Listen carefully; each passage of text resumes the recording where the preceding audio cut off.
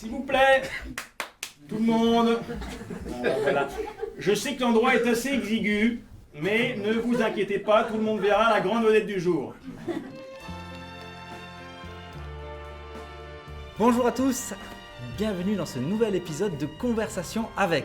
Et aujourd'hui, on va faire une conversation avec Thibaut Gonzalez. Salut Thibaut. Salut, bonjour tout le monde.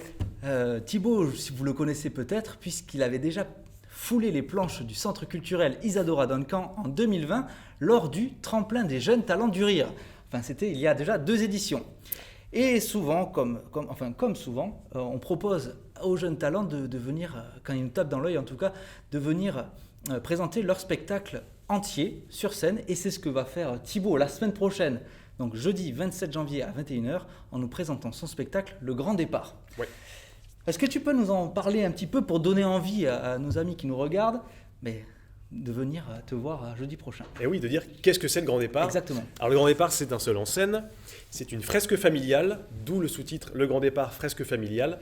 C'est une histoire de famille, en fait, on est chez Irène, une vieille dame qui organise une réunion de famille et qui demande à son fils, Philippe, de organiser lui-même la réunion de famille en question, sauf que Philippe, c'est quelqu'un d'assez obsessionnel, d'assez campé sur ses positions.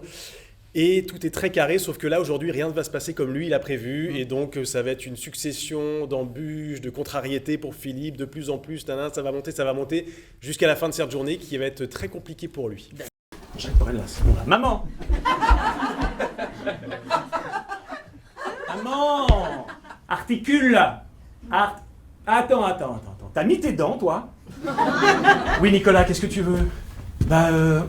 C'est juste, il y a des gens qui sonnent à la porte. Ah, c'est pas trop tôt. Une demi-heure de retard, franchement. Du coup, je fais quoi? Si des gens sonnent à la porte, tu ouvres la porte, Nicolas. Voilà, c'est une comédie, mais pas seulement.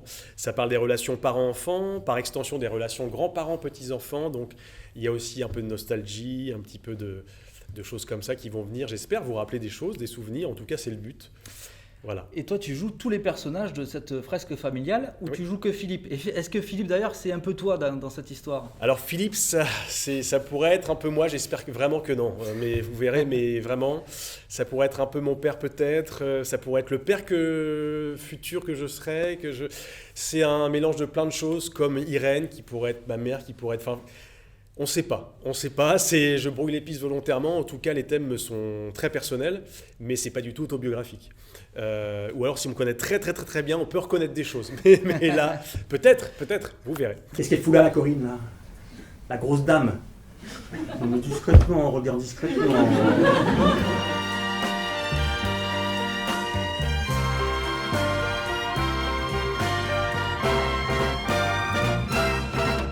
En tout cas, c'est un texte assez universel et normalement, ça devrait vous parler. En tout cas, vous devriez reconnaître des personnages, des gens ou vous-même.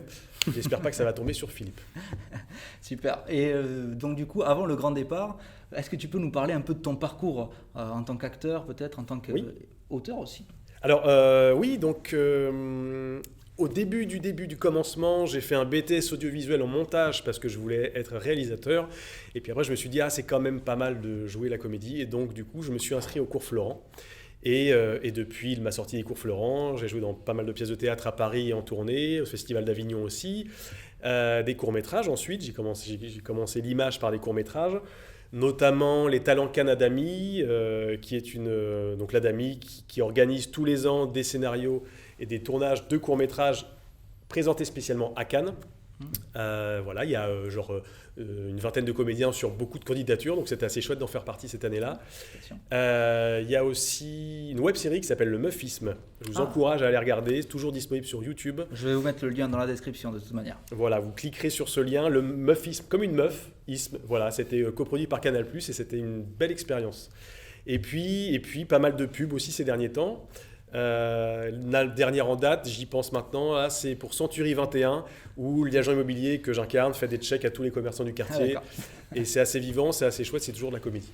Et donc, après toutes ces expériences, tu as eu envie de monter ce seul en scène, Le Grand Départ, que tu as coécrit, je crois. J'ai coécrit avec Benoît Coulon. Comment ça s'est passé cette histoire? Benoît, que j'ai rencontré sur le Muffisme justement, m'a dit ça ne dirait pas qu'on écrive un seul en scène. Et moi, ça faisait longtemps que ça me trottait dans la tête cette histoire parce que je suis un grand fan du travail de Philippe Cobert, qui est le maître pour moi du seul en scène, en tout cas dans cette forme-là. C'est-à-dire que c'est de la comédie, mais c'est pas de la blague, c'est pas de la punchline, c'est